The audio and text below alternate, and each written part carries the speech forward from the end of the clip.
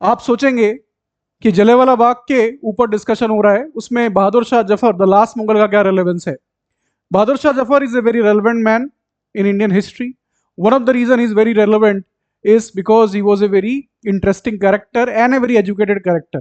उन्होंने बहुत सारे पोइट्री लिखी हैं, बहुत सारे लेटर्स लिखे हैं, जिनमें से एक लेटर है जब उनको रंगून या आज का जो म्यांमार का हिस्सा है उस वहां भेजा जा रहा था, डिपोर्ट किया जा रहा था, तो उन्होंने ये बात कही थी कि my ancestors have ruled India with swords, तलवार के दम पे मेरे पुरखों ने हिंदुस्तान पर राज किया है, और जो लोग मुझे रिप्लेस कर रहे हैं अंग्रेजों के लिए वो ऐसा कह रहे हैं, वो भी तलवार के बल पे ही हिंदुस्तान पे राज करेंगे। सो this is a very classic case of colonizers emphasizing the sword or the these days the guns to rule over his or her subjects। तो जो रूल ऑफ कंसेंट होता है डेमोक्रेसी में और रूल बाय फोर्स जो होता है colonial period में, that is very different philosophy.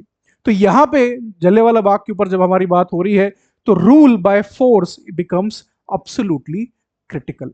And आज 106वीं वर्षगांठ हम मना रहे हैं जलियांवाला बाग मसकर की, and that is why it is a very critical period where we are looking into historically, looking into what were the causes of Jallianwala Bagh Hatyakand, the massacre, how it proceeded, और उसके बाद के क्या outcomes निकल के आए हैं। So welcome to Samdarshi, my name is Saurabh and today we are going to discuss on this precisely important issue.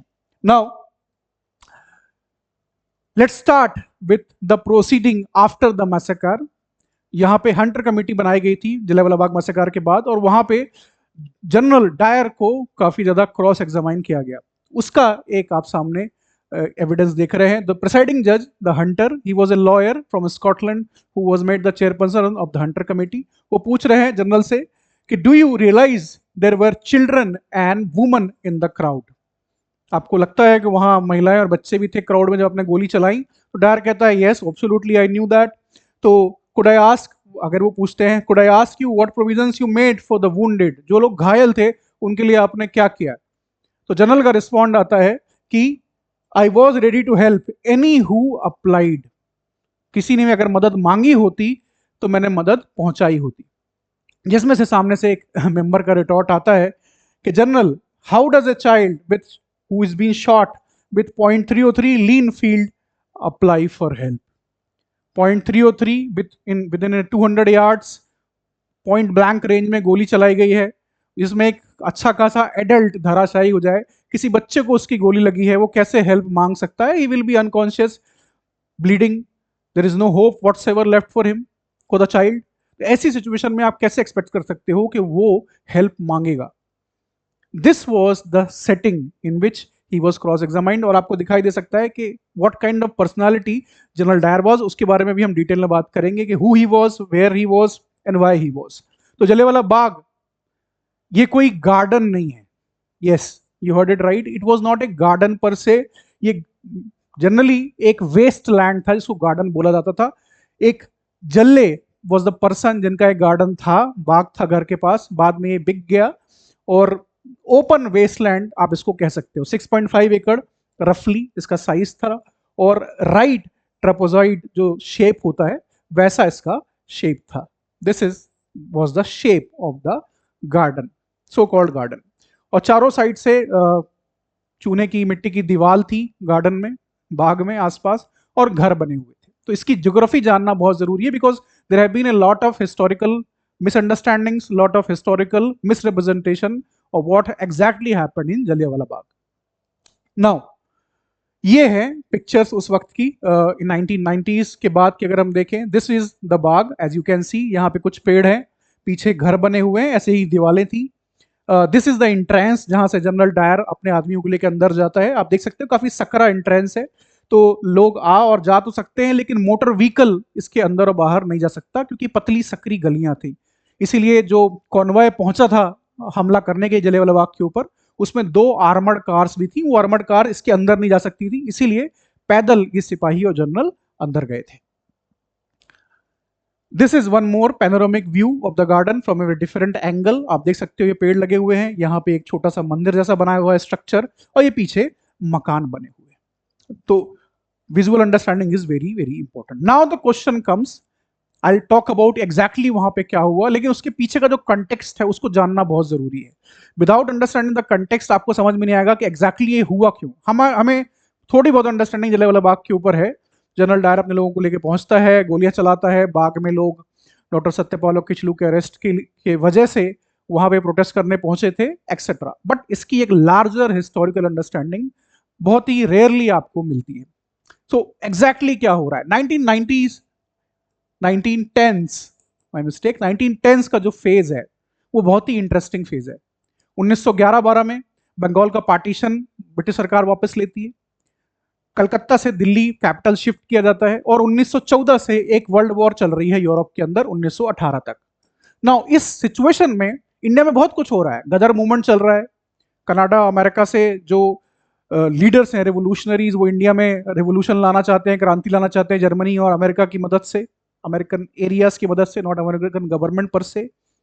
Home rule movement चल रहा है इंडिया में, बाल गंगाधर तिलक अपना चला रहे हैं, एनी बेसेंट अपना चला रही हैं. और 1916 में बहुत ही इंटरेस्टिंग चीज होती है हिंदू मुस्लिम यूनिटी के पॉइंट ऑफ व्यू से, जब इंडियन नेशनल कांग्रेस और मुस्लिम लीग का एक समझौता होता है.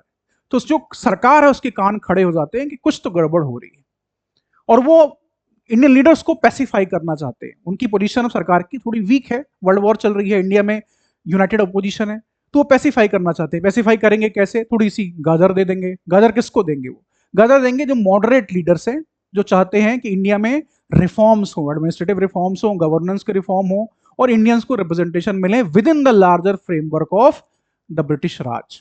कंप्लीट इंडिपेंडेंस उनको नहीं चाहिए, डोमिनियन स्टेटस चाहिए. एक्सट्रीमिस्ट वो लोग हैं जिनको कंप्लीट इंडिपेंडेंस चाहिए. तो यहां पे कुछ कंसेशन देने पड़े उनको मॉन्टेग्यू चेल्मसफोर्ड रिफॉर्म के माध्यम से. Montagu is the secretary of state of India, जो कि लंदन में बैठा हुआ है. Chelmsford is the viceroy of India. Now while Montagu and other liberals in the imperial metropole London, they are working towards the implementation of these reform. Very substantial reforms थे ये, जिसमें Indians को ज्यादा representation मिल रहा है, उनको partnership alliance के लिए सरकार बात कर रही है. और 1917 में ये तक कहा गया कि जो अल्टीमेट गोल है ब्रिटिश गवर्नमेंट का वो है रिस्पॉन्सिबल गवर्नमेंट इन इंडिया. लेकिन इंडिया में जो ब्रिटिश राज के जो कंस्टिट्यूएंट्स हैं, जो जजेस हैं, जो मजिस्ट्रेट्स हैं, जो पुलिस ऑफिशियल्स हैं, मिलिट्री के लोग हैं, ये लोग क्या सोच रहे हैं? ये लोग सोच रहे हैं कि ये भाई गड़बड़ हो रहा है. ये लिबरल लंदन में बैठे, इनको भारत की कोई सच्चाई मालूम नहीं है. Bharat basically, India is a country of बार्बरस people, barbaric लोगों का देश है, सुपरस्टिशियस लोगों का देश है. ये सिर्फ डंडे की भाषा समझते और जानते हैं. इनसे आप अलायंस, इनसे आप पार्टनरशिप, कोई रैशनैलिटी की उम्मीद करेंगे तो गड़बड़ हो जाएगी. और ब्रिटिश राज की जो प्रेस्टीज है, जो इज्जत है लोगों के दिमाग और दिल में, जो भय है, जो खौफ है, वो उतर जाएगा. इसी कड़ी में George Orwell, the person who has written the famous Animal Farm, आपने सुना होगा इसका नाम, इन्होंने एक और किताब लिखी है, the Burmese Days. He was in the military, Myanmar में पोस्टेड थे ये.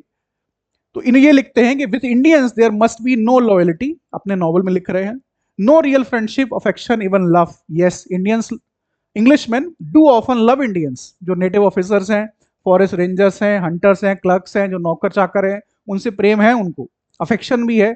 बहुत सारे जब कर्नल मिलिट्री यूनिट से रिटायर होते थे तो जो सिपाही है वो रोता था कि माई बाप जा रहे. तो ये तक ठीक है, थोड़ा बहुत अफेक्शन चलता है, लेकिन अलायंस, पार्टनरशिप, नेवर. अलायंस का मतलब है अपने सामने बैठाना, पार्टनरशिप का मतलब है इज्जत दे के बात करना. ये संभव नहीं है अंग्रेज के लिए. तो जो ब्रिटिश राज के लोग हैं इंडिया में जो रह रहे हैं, उनकी जो सोच है वो बहुत ज्यादा डीपली इनग्रेन्ड है, ये कि ये बराबरी तो हो ही नहीं सकती. तो वो देख रहे हैं मॉन्टेग्यू को. Remember, Montagu the secretary of state of India, ये एक जूइश बंदा था, ये यहूदी था, बाकी ये लोग क्रिश्चियंस हैं. तो इनके मन में वो बात भी है कि ये जूइश आदमी है, ये क्या कर रहा है, इसको कुछ अता पता है नहीं इंडिया का, अपनी मनमर्जी चला रहा है.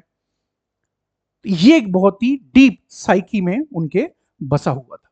तो जब इंडिया में प्रॉब्लम चल रही है, पर्टिकुलरली पंजाब में प्रॉब्लम चल रही है, गदर मूवमेंट वहां चल रहा है, लाला हरदयाल जैसे लोग हैं, अजीत सिंह बहुत फेमस एक रिवोल्यूशनरी पर्सन थे.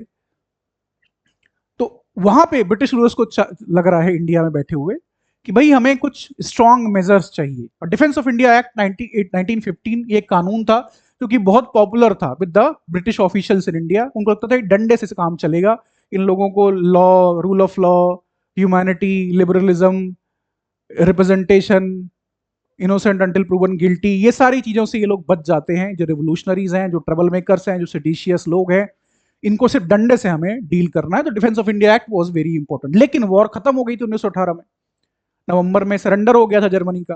तो अब इसको वापस लेना था सरकार को। अगर इसको वापस लेते तो इसके तहत जिन लोगों को जेल में डाला गया था वो भी वापस आ जाते। तो भारत सरकार में जो बैठे हुए बाबू जो लोग थे ब्रिटिश, उन्होंने पुश करना शुरू किया कि हमको नए कानून की जरूरत है।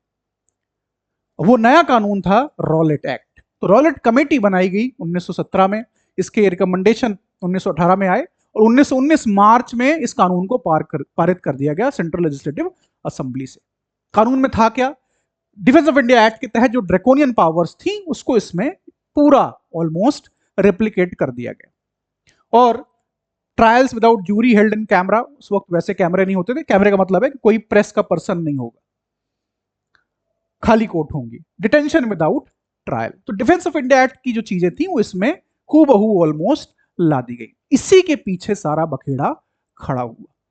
और जब ये पास हुआ तो जितने इंडियन मेंबर्स थे असेंबली के अंदर, उन्होंने इसके खिलाफ वोट किया। बहुत सारे लोगों ने अच्छी अच्छी स्पीचेस भी दी।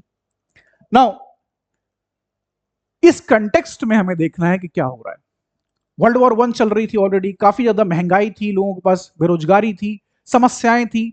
ये तक बात कही जाती थी कि पंजाब से जो गेहूं है, जो धान है, वो भर भर के यूरोप भेजा जा रहा है, तो लोगों को यहाँ कमी हो रही है, समस्याएं हो रही हैं हर तरीके की।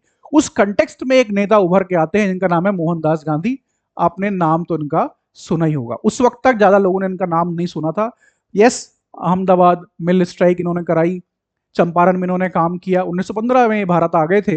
लेकिन उस वक्त तक 1919 तक बहुत बड़े नेता नहीं थे। इन्होंने सत्याग्रह की बात करना शुरू किया, पैसिव रेजिस्टेंस की बात करना शुरू किया हड़ताल के माध्यम से। और इन्होंने डिफरेंट लीडर्स को कांटेक्ट करना शुरू किया, जिससे पंजाब के 2 इंपॉर्टेंट लीडर्स डॉक्टर सत्यपाल और Saifuddin Kitchlew were very prominent. इनके पास तक ये बात पहुंची और ये बात हुआ कि डेफिनेटली ये कानून ब्लैक लॉ है, इसको हमें प्रोटेस्ट इसका करना है हमें। और बहुत सारे र्यूमर्स ही फैलने शुरू हो गए कि मैरिजेस में सरकार इंटरवीन करेगी और टैक्स बढ़ा देगी, हर चीज पे रिस्ट्रिक्शन होगा। तो बहुत सारे जो पुरानी मेमोरीज थी वो रिवाइव हो गई। 1857 के टाइम की जो मेमोरीज थी कि सुअर और गाय की चर्बी के कारतूस बनाए जा रहे हैं, एक्सेट्रा एक्सेट्रा, उस तरह से र्यूमर फैलना शुरू हुए। तो गांधी जी ने इसको टेक ऑन किया और 30 मार्च को पहली हड़ताल हुई। दिल्ली में भी हड़ताल हुई, चांदनी चौक वगैरह में बहुत लोग इकट्ठे हुए, थोड़ा गोलियां वोलियां भी चली, कुछ लोगों की डेथ भी हुई ब्रिटिश फायरिंग में। और अमृतसर में ये जो हड़ताल थी दैट वाज सक्सेसफुल। 6 अप्रैल को भी ऐसी ही हड़ताल हुई। लेकिन तब तक डॉक्टर सत्यपाल और डॉक्टर सैफुद्दीन किचलू को ब्रिटिश गवर्नमेंट ने वहां पे ये कह दिया कि आपको कोई भी पॉलिटिकल मीटिंग में बोलना नहीं है। एक बहुत ही इंटरेस्टिंग कानून था जिसका नाम था 1818 का एक कानून था, इसको हम बोलते हैं रेगुलेशन 3rd ऑफ 1818। ये बहुत ही इंटरेस्टिंग कानून है। तो रेगुलेशन 3rd ऑफ 1818, इसी के तहत बहादुर शाह जफर को रंगून भेजा गया था। इसी के तहत लाला लाजपत राय और अजीत सिंह को 1915-16 जो उस वक्त का फेस था उसमें बाहर भेजा गया था, डिपोर्ट किया गया था। इसी कानून के तहत इनको दोनों को डिपोर्ट करने की बात हो रही थी। तो इस कानून के तहत अंग्रेज जो सरकार थी वो किसी भी ट्रबल मेकर को डिपोर्ट कर सकती थी। गांधी जी को भी इसी के तहत डिपोर्ट करने की मांग कर रहा था उस वक्त का गवर्नर पंजाब डायर, जिसके ऊपर आगे हम बात करेंगे। तो ये होना शुरू हुआ। काफी बड़ी मात्रा में हिंदू मुसलमान सिख मोबिलाइज होना शुरू हुए। हिंदू मुस्लिम यूनिटी की बात होने लगी, हिंदू मुसलमान की जय, गांधी जी की जय, डॉक्टर सत्यपाल और डॉक्टर किचलू की जय, इस तरह के नारे लगने शुरू हुए। 9 अप्रैल को ह्यूज रामनवमी प्रोसेशन निकला जिसमें हिंदू मुसलमान इकट्ठे निकले। और अंग्रेजी सरकार के लिए सबसे बड़ी थ्रेट होती थी अगर हिंदू मुसलमान एक बैनर के नीचे आ जाए। 1857 में भी यही हुआ था, इस वक्त भी यही हो रहा था। तो ब्रिटिश सरकार के जो लोग हैं उनके कान खड़े हो गए। दे वर यूज्ड टू सीइंग के राइट्स हो रहे हैं, लड़ाई झगड़े हो रहे हैं आपस में, लेकिन अगर वो इकट्ठे हो गए हैं तो प्रॉब्लम है। Gandhi ji was invited to address certain few meetings in Amritsar उस वक्त तक कि भाई आप आइए, सत्याग्रह को एक्सप्लेन करिए, हमारे लोगों को समझ में नहीं आ रहा है, क्योंकि नए नेता थे, सत्याग्रह नया एक मीडियम था इंडिया में। लेकिन ब्रिटिश सरकार ने उनको रोका और पलवल स्टेशन जो है दिल्ली के पास, वहां पे उनको ट्रेन से उतारा गया, बंबई वापस भेज दिया गया। जो गवर्नर था पंजाब का, उसकी डिमांड थी कि इनको बर्मा भेज दिया जाए, पर बंबई भेजा गया, बर्मा नहीं भेजा गया। On 10th of April Satyapal and Kitchlew were deported to Dharamshala, उनको भी धर्मशाला भेज दिया गया। Now what is happening there, but before that this is the picture of doctor Satyapal and this is doctor Saifuddin Kitchlew. I bet आपने इनकी फोटोज आज तक नहीं देखी होंगी। तो 11 अप्रैल को क्या होता है, डे बाय डे समझना जरूरी है, तुम्हारी समझ में आएगा एग्जैक्टली 13 अप्रैल को क्या हुआ। 11 अप्रैल को क्या होता है, 10 और 11 अप्रैल के बीच लोग जाते हैं कमिश्नर के पास कि भाई आपने गलत डिपोर्ट किया हमारे नेताओं को, आपने गलत किया, माई बाप सरकार आप उनको वापस ले आइए, कुछ भी ऐसा नहीं हुआ है, नॉन वायलेंट तरीके से हम प्रोटेस्ट कर रहे हैं, हमारा अधिकार है। थोड़े बहुत फ्रिक्शन होता है, धक्का मुक्की होती है और गोलियां चल जाती हैं, जिसमें कुछ लोगों की डेथ हो जाती है और उसके बाद जो मॉब होती है वो थोड़ा वायलेंस में उतर आती है, बैंक थोड़ा एक जला दिया जाता है और सीरियस क्राइसिस डेवलप हो जाती है। 11 अप्रैल को मिलिट्री इन्फोर्समेंट जो है वो सेंड की जाती है अमृतसर, क्योंकि तब तक लाहौर में भी प्रोटेस्ट हो रहे थे, वहां भी ऐसे कुछ हुआ, तो 11 अप्रैल को अमृतसर भेजा गया। और उस वक्त तक इतनी क्रोध में ब्रिटिश जो ऑफिशियल्स थे वो आ गए थे, क्योंकि कुछ यूरोपियंस की डेथ हो गई थी, कुछ महिलाओं के साथ मार पिटाई हुई थी, विदेशी अमेरिकी ब्रिटिश महिलाओं के साथ। तो उस वक्त तक वो एयरप्लेन्स बुलाना चाहते थे और बम्बार्डमेंट करना चाहते थे, ये अभी भी वर्ल्ड वॉर 1 के मोड में हैं ये लोग। और some of them wanted to raze the city to ground in 30 minutes, आधे घंटे में जमीन समतल कराने के बाद, पार्किंग लॉट बनाने के बाद, जैसे इजराइल करता है गाजा में पार्किंग लॉट बनाएंगे, वैसे यहाँ पे वो पार्किंग लॉट बनाना चाहते थे। मेजर मैकडोनाल्ड जो बंदा उस वक्त तक मिलिट्री पर्सन था इंचार्ज ऑफ अमृतसर, उसको कहा गया कि यार तुम बहुत ढीले ढाले आदमी हो, तो हाई कमांड को कहा गया कोई अच्छा जबरदस्त बंदा भेजो। तो एक था जनरल लेफ्टिनेंट कर्नल मॉर्गन, उनको भेजा गया लाहौर से। लेकिन तब तक हमारे general Dyer, general officer commanding of the 45th brigade of the British Indian army, वो आ गए थे जलंधर से। उस जलंधर को जुलंधर कहा जाता था अंग्रेजी डिक्शनरी में। He came out of his own, हालांकि ये बात कही जाती है कि कम्युनिकेशन गैप था, जो लोग थे जिन्होंने बैंक जलाया था उन्होंने टेलीग्राफ लाइंस भी काट दी थी, तो कम्युनिकेशन गैप एक क्रिएट हो गया था। और जनरल डायर को लगा कि जलंधर में सब कुछ ठीक है तो अमृतसर चलते, अमृतसर वो पहुंच गया। ऑन द नाइट ऑफ 11-12 अप्रैल जो सिविल एडमिनिस्ट्रेशन था उसने जो अपनी पूरी पावर है वो मिलिट्री के हाथ में दे दी, डी फैक्टो जनरल डायर के हाथ में दे दी। ये है Michael O'Dwyer, he is the governor of Lahore. एक this is a political person, he was sitting in Lahore, Punjab को पूरा डील कर रहे हैं। और he is the same guy जिसको उधम सिंह ने गोली मारी थी। And this is general Reginald Dyer, the person who fired bullets in Jallianwala. तो इनकी भी आपने शक्लें कभी नहीं देखी होंगी आई होप। और बैसाखी आती है 13 अप्रैल को, तो जनरल डायर जब आता है अमृतसर तो उसको लगता है कि यार यहाँ पे तो जंग छिड़ी हुई है, ब्रिटिश सरकार जो इज्जत है, जो आन है, सम्मान है, वो सब कुछ धरातल पे है, तो हमको कुछ करना पड़ेगा, we have to do something. अब बगैर डंडे के हिंदुस्तानी मानेंगे नहीं। So this is what there was thinking, जो कॉलोनियल रेशियल अंडरटोन था कि बारबरस लोग हैं, semi literate, cosy educated, barely numerate, इनको जब तक डंडा नहीं मारो ये काम नहीं करते, शांत नहीं बैठेंगे। और उस वक्त तक डिफरेंट डिफरेंट अमृतसर के आसपास के गांवों में भी बात होने लगी थी कि ब्रिटिश सरकार खत्म होने वाली है, बस कुछ साल और गिर जाएगी। तो उसका जॉब था कैसे प्रेस्टीज को रिस्टोर करें। उसने आते ही कर्फ्यू लगा दिया और कहा कि कर्फ्यू से जो भी बाहर आएगा कर्फ्यू के दौरान उसको गोली मार दी जाएगी। लेकिन तब तक एक मीटिंग बुला ली गई थी बैसाखी के दिन, बैसाखी जिस दिन खालसा पंथ की स्थापना होती है, तो काफी बड़ा एक फेस्टिवल होता था। और ये जो जगह है जलियांवाला बाग, ये गोल्डन टेम्पल से बहुत पास में, तो मंदिर में दर्शन करके जो लोग, गुरुद्वारे मत्था टेक के जो लोग आते हैं वो यहाँ बैठते थे। दिस इज नॉट ए बाग पर से ओपन, जैसा होता है वेस्ट लैंड है जहाँ गाय भैंस चल रही हैं, लोग आराम कर रहे हैं जो मंदिर में दर्शन करने आए हैं, छोटे मोटे फेयर लगे हुए हैं। और संडे वॉज द डे, आज भी संडे 13 अप्रैल को, उस दिन भी 13 अप्रैल को 1919 को संडे था। तो biggest mela festival in the province, हर साल थाउजेंड्स लोग आते थे यहाँ पे। लेकिन इस बार नंबर कम था क्योंकि जो डीसी था, डिप्टी कमिश्नर, उसने बैन लगा रखा था 3rd क्लास ट्रेन टिकट्स पे, तो बहुत दूर दूर से लोग नहीं आ पाए थे। हालांकि कुछ लोग रावलपिंडी तक से आए थे, पेशावर सियालकोट से भी आए थे, अंजला और तरन तारण के मोस्टली लोग थे, और यहाँ पे ये इकट्ठे जमा हुए थे। और क्या स्पीच दे रहे थे लोग। एक 75 साल का व्यक्ति, एक रिस्पेक्टेड प्लीडर वहां के कोर्ट का अमृतसर में, उस वक्त बुजुर्ग व्यक्ति, वो एक भाषण दे रहे हैं। यहाँ पे भाषण देखिए क्या दे रहे हैं। England is so powerful, it's army, it's navy, all it's modern weapons, but when a great power like that strike defenceless people, it shows it's brutality, its own weakness. इसीलिए गांधी जी कह रहे हैं कि हमको नॉन वायलेंस का course अख्तियार करना है, हमको ये माध्यम चुनना है, अहिंसा का माध्यम हमें चुनना है। क्योंकि अगर हम हिंसा करते हैं तो भाई we became the vandals, they became the law. तो हम अराजक हो जाएंगे, वो कानून हो जाएंगे। अगर हम हिंसा नहीं करते हैं तो वो अराजक होंगे, हम कानून होंगे।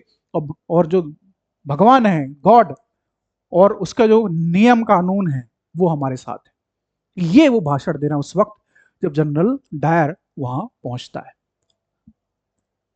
पहुंचता है कैसे? 50 फुल्ली आर्म्ड इन्फेंट्री के साथ। कौन लोग थे ये? रिमेंबर, बाद में उसने ये बात भी कही कि एक ब्रिटिश ने गोली नहीं चलाई वहां। जिसने गोली चलाई वो हिंदुस्तानी थे, इंडियंस थे। ब्रिटिश इंडियन आर्मी में एम्प्लॉयड जरूर थे लेकिन इंडियंस थे। तो 25 आदमी 9th battalion of the Gurkha और 25 आदमी फ्रंटियर फोर्स के बलूच पठान्स, ये 50 लोग थे। तो दाहिने हाथ में बलूच और पठान्स थे, बाएं हाथ में डायर के गुरखास थे। और ली इनफील्ड राइफल्स का इस्तेमाल किया गया। मैड मिनट ट्रेन सोपॉयज थे। मैड मिनट मतलब 1 मिनट में आप कितने राउंड फायर कर सकते हो। जनरली 20 से 22 राउंड इस राइफल में फायर हो जाते थे। और 200-300 यार्ड में तो बुलेट रेंज, जो पॉइंट ब्लैंक रेंज है, वो आप इसको मान सकते हैं। इतनी पावरफुल राइफल थी ये। 33 शॉट्स पर पर्सन फायर किए गए। लगभग 1650 राउंड्स फायर हुआ। जो लोग इकट्ठे थे वो लगभग, ऐसा एस्टिमेट है कि 10 से 20 हजार के आसपास थे। Now this is a very interesting map. इस मैप को ध्यान से देखिए, जलियांवाला बाग का मैप है। डायर यहां से एंट्री लेता है, this is the entry point. और काफी सकरी गली है, यहां पे आता है वो। जो फायरिंग लाइन है, this is nothing but A mud wall. Mud wall जैसी, या जैसे जो पॉन्ड्स होते हैं वहां पे रेज्ड थोड़ा हिस्सा होता है, यहां पे खड़े होकर वो फायरिंग कर रहे हैं। टोटल मिला के यहाँ 3 गेट हैं। एक ये गेट है, उस दिन ये बंद था। और ये 2 गेट है यहाँ पे, एक हसली गेट है, और and this one which is very near to the firing troops, एक ये गेट है। तो गोली चलाना वो शुरू करता है। 50 लोग गोली चला रहे हैं, 10 से 20 हजार लोग अंदर हैं। बिल्कुल आइडिया नहीं है कि गोली चलेगी, लेकिन जब गोली चलना शुरू होती है तो भगदड़ मच जाती है। बाद में रिपोर्ट्स बताती हैं कि कैसे इन्होंने, जो लोग गिर गए गोली खा के, कुछ लोग जमीन में लेट गए कि गोली ना लगे, बाद में गुरखा और बाकी जो सिपाही थे उन्होंने उनके पैरों में भी गोली मारी। बहुत लोगों ने भागने की कोशिश की, कुछ लोग दीवार चढ़ के बाहर जाना चाहते थे पर ये गेट बंद था तो जा नहीं सके। यहां पे इकट्ठे होने शुरू हुए, तब इन्होंने फायर का जो मुंह है वो इस तरफ खोल दिया। और हसली गेट पे कुछ लोग, बहुत सकरी गली होती थी, ये प्रॉपर गेट नहीं था, दीवार थी, इससे कूद के बाहर जाना था। तो जो जवान थे जल्दी भाग के वहां पहुंचे, कुछ लोग बाहर निकल गए। और पतली पतली गलियां थी, ड्रेन्स थे, नाले बह रहे थे, वहां से वो क्रॉल करते हुए बाहर निकले। यहां पे एक वेल भी था, कुआं, जिसमें कुछ लोगों को कूदना पड़ा। और यहां भी ये भर गया था लोगों से। और कुछ लोगों ने, एक बच्चा 17 साल का, नाथी जिसका नाम था, वो जो पेड़ है उसका जो ट्रंक होता है, तना, उसके अंदर छुपा हुआ था। उसके पैर में गोली बाद में फिर भी लग गई थी। तो बहुत ही सीवियर सिचुएशन डेवलप हुई। बहुत जल्दी ये मैसेकार खत्म हो गया। गोलियां जब हुआ तो जो गुरखा थे अपनी खुखरी उन्होंने बाहर निकाली, वो आगे आए ताकि जो पीछे जो लोग निकल रहे हैं कॉलम में उनको कवर मिल सके। बाद में धीरे धीरे वो भी बाहर हो गए। और पूरी रात जो लोग घायल थे वो पड़े रहे, क्योंकि 8 बजे के बाद कर्फ्यू लग गया। शाम 4 बजे के बाद की बात है, रात को 8 बजे के बाद कर्फ्यू लग गया। किसी की हिम्मत नहीं हुई कि मदद कर पहुंचा सके अंदर। आसपास के लोग जो अपने घरों में खड़े हुए थे उनको गोलियां रिकोकेट होके लगी। गोली लगती है ऐसे, कुछ लोगों को गोलियां शरीर से बाहर निकली और दूसरे इंसान को लगी, क्योंकि काफी कम डिस्टेंस थी। जो स्ट्रे डॉग्स थे वो भी मारे गए। बहुत ही सीवियर, हृदय विदारक जिसे कहते हैं हिंदी में, दृश्य यहां पे हुआ। और ऐसा एस्टिमेट है कि 200 से लेके 2000 तक जाने गई। जनरल एस्टिमेट 1500 से ऊपर का बताता है।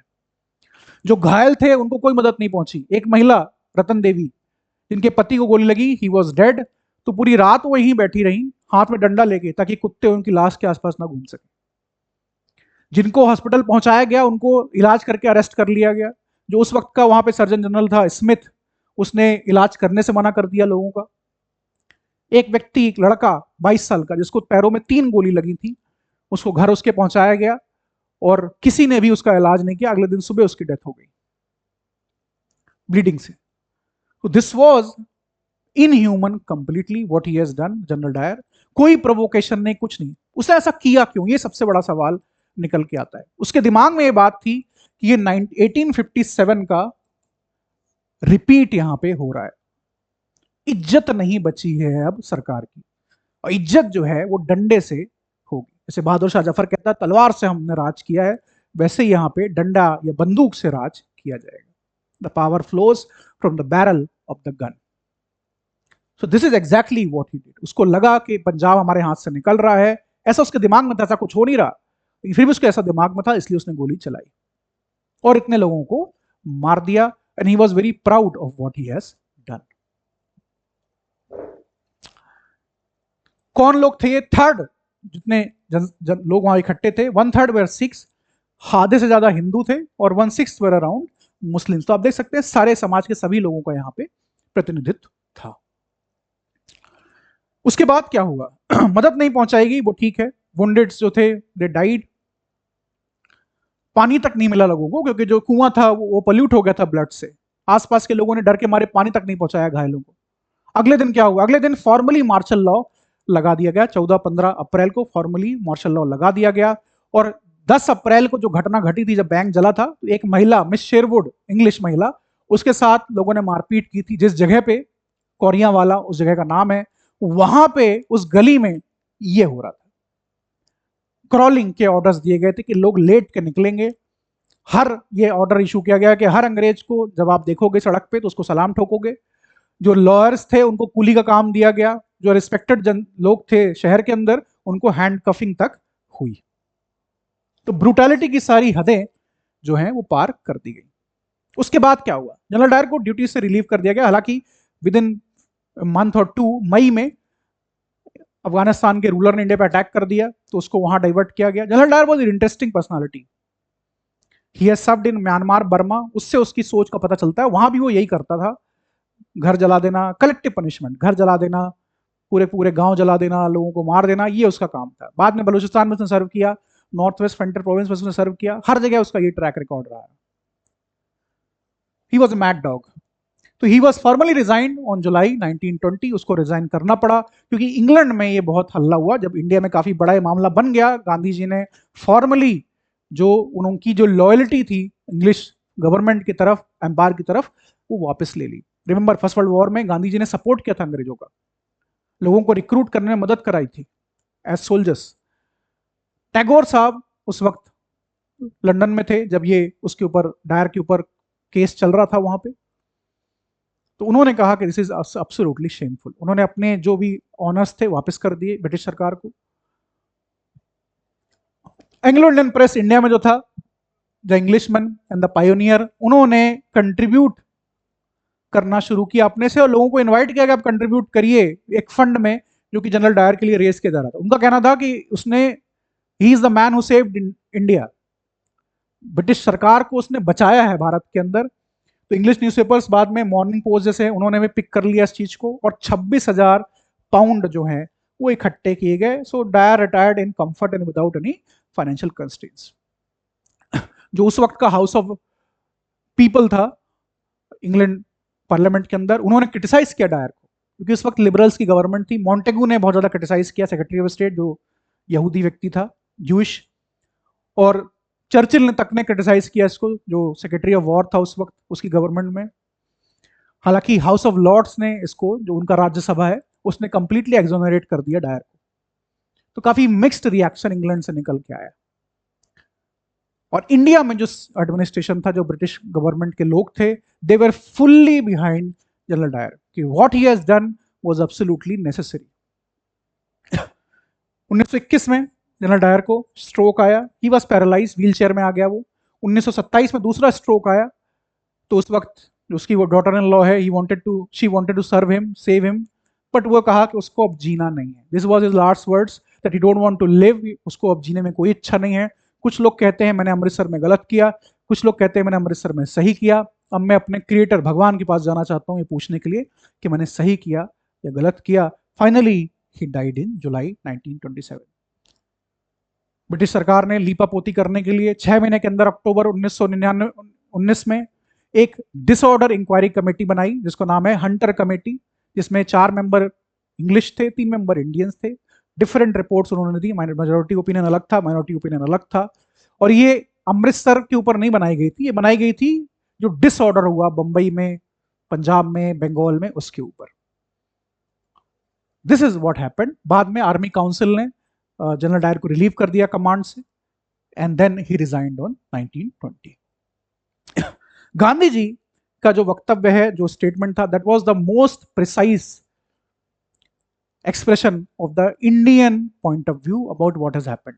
उन्होंने कहा कि डायर ने जो काम किया है is unworthy of being considered a soldier. उसने कोई रिस्क नहीं लिया वहां पे। डायर तो ऐसे बिहेव कर रहा था जैसे वो एनिमी ट्रूप से लड़ रहा है। वहां क्या रिस्क था? सामने वाले लोग गोली नहीं चला रहे थे, कोई जो सोल्जर्स फायर कर रहे थे उनके पास कोई एक व्यक्ति नहीं आया उनकी बंदूक छुड़ाने के लिए, कोई रिस्क नहीं था उसको। He shot without the slightest supposition, without warning. Error of judgement नहीं था ये सोची समझी रणनीति थी। It was the paralysis in the face of fancies danger. कोई रियल डेंजर नहीं था, उसके दिमाग में था ये danger. It is a proof of criminal incapacity and heartlessness. Gandhi ji was a prolific writer, और वो ये बात कहते हैं कि हमको जनरल डायर से बदला नहीं लेना है। We don't want to take revenge against him, we want to change the system which produces such Dyers. हमको वो सिस्टम ही चेंज करना है जो ऐसे डायर्स को जन्म देता है। तो this was a very moments rebuttal of what has happened. आज के अगर हम बात करें, 106 साल इस घटना को हो गए हैं, जलियांवाला बाग को। क्या इसका हिस्टोरिकल रेलेवेंस है? 1919 जब ये घटना घटी, with in a year non cooperation movement launch हो जाता है।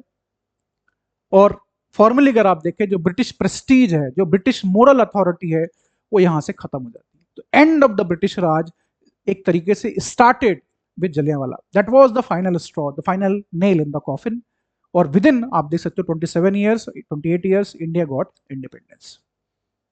उसके बाद 1997 में British queen also came to India and visited Jallianwala. उन्होंने माफी नहीं मांगी। डेविड कैमरॉन 2013 में विजिट करते हैं और ये कहते हैं it was a deeply shameful event. Churchill ने भी कहा था कि मॉन्स्ट्रस है what happened, we don't subscribe to it, we United Kingdom stands up for the right to peaceful protest around the world. ये सब कहने की बातें। आपको भी ये बात मालूम है कि Winston Churchill himself led to the death of 20 lakh Indians 1943 Bengal famine में। ये सब कहने की बातें। जो उस वक्त हुआ वो इंडिया में बहुत ज्यादा वाइडली सपोर्टेड था बाय द ब्रिटिश ऑफिशियल्स। बाद में उसको लीपापोती करके एक व्यक्ति को पोस्ट से हटा दिया गया, कभी माफी नहीं मांगी गई। यस, कंपनसेशन प्रोवाइड किया गया 1921-1922 में, लगभग 20 लाख रुपए उस वक्त के कंपनसेशन प्रोवाइड किया गया। जो लोग मरे थे परिवारजनों के उनको, और जो वुंडेड थे उनको, तो लगभग 8,000 रुपए पर व्यक्ति पर पर्सन मिला। लेकिन historically that was a very moments event. 1857 के बाद इतनी डायरेक्ट ब्रूटैलिटी भारतीय लोगों ने नहीं देखी थी। और जलियांवाला बाग अपने आप में एक टेस्टिमनी है कि कैसे जो कोलोनाइजर है, who is ruling with force, can do anything in its power to sustain such unjust rule. और none other than Subhadra Kumari Chauhan, the famous खूब लड़ी मर्दानी, उन्होंने एक कविता लिखी जलियांवाला बाग में बसंत 1929 में, जिसमें वो कहती हैं the plants and flowers are all scorched और withered, deprived of scent, the pollen is scattered like a stain on the ground, this lovely garden is drenched in blood. Come spring, dear king of season, this is a mourning place, so make no noise. This is how Indians remembered it. और जब ये घटना घटी, उस वक्त के Khalsa college Amritsar के जो प्रिंसिपल थे गेरार्ड, उन्होंने बात कही थी कि Indians will not forget, and Indians have not forgetted it. आज प्राइम मिनिस्टर साहब ने इसके ऊपर ट्वीट किया, सारे इंपॉर्टेंट डिग्नेटरीज, फंक्शनरीज ने इसके ऊपर ट्वीट किया, इसके ऊपर बात की है। आज हम इसके ऊपर बात कर रहे हैं, just to pay homage to the people who died there and to make this point crystal clear कि ब्रिटिश रूल इंडिया में बेनिवलेंस के लिए नहीं था, this was for their own benefit. हर तरह का आप जो हॉरेंडस कंडक्ट इमेजिन कर सकते हो उन्होंने भारतीयों के साथ किया है। एंड हिस्ट्री को इसीलिए याद करना भी जरूरी होता है। If you learn anything new, you can join my Telegram channel. Please like, subscribe, and share the channel. Thank you for giving me your time. I'll meet you again with a new topic. Thank you.